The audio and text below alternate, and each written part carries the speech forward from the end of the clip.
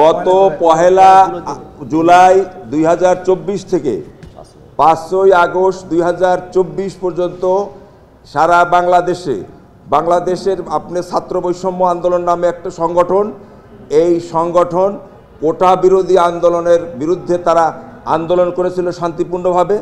সেই আন্দোলনে বাংলাদেশ জাতীয়তাবাদী দল বিএনপির পক্ষ থেকে আমাদের শহীদ প্রেসিডেন্ট জিয়াউর রহমানের সুযোগ্য পুত্র ভারপ্রাপ্ত চেয়ারম্যান তারেক রহমান তাদের ওই আপনার আন্দোলনকে সমর্থন করেছিল।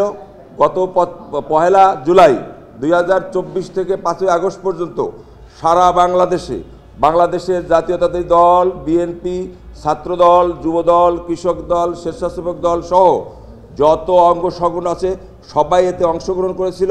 রান্নায় আমার ভালোবাসা Jamuna gas stove. Jamuna gas stove, আধুনিক, নিরাপদ ও দীর্ঘস্থায়ী। এই অংশগ্রহণে এ পর্যন্ত প্রায় 2000 এর অধিক আপনার এই অবৈধ সরকার, ভোটারবিহীন সরকার শেখ হাসিনার নির্দেশে সারা বাংলাদেশে যে তাণ্ডব চালিয়েছিল, নির্যাতন, গুলি করেছিল, হত্যা করেছিল, তারই আমার একটা তালিকা সংগ্রহ করেছি।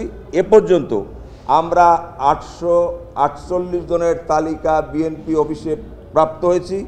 সেই প্রাপ্ত মোতাবেক এ পর্যন্ত আমাদের সারা বাংলাদেশে মামলা চলছে, মামলার কার্যক্রম চলছে। আমরা আজকে সেই মামলার বিষয়গুলো নিয়েই এই আন্তর্জাতিক অপরাধ ট্রাইব্যুনালে আমরা এসেছিলাম।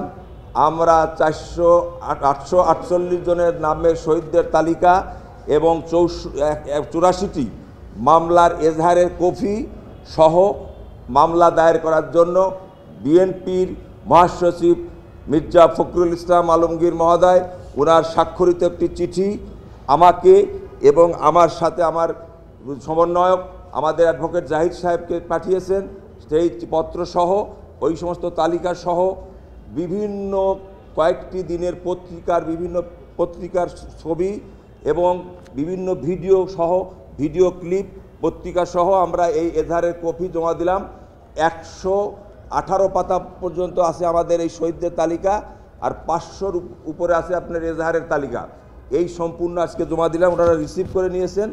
আমরা এই হত্যার সঠিক বিচার চাই।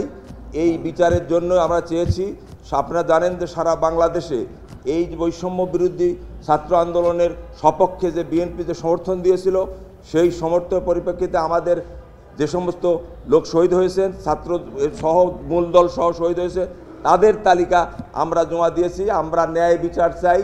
আমরা শেখ হাসিনার মধ্যে গায়েবী মামলা করে, মিথ্যা মামলা করে, ক্রস ফায়ারের নামে হত্যা করে, ওই মামলা যেভাবে তারা সৃষ্টি করে আমাদেরকে লাখ লাখ নেতাকর্মীদের বিরুদ্ধে মামলা দিয়েছিল, আমরা ওই মামলা দিই নেই।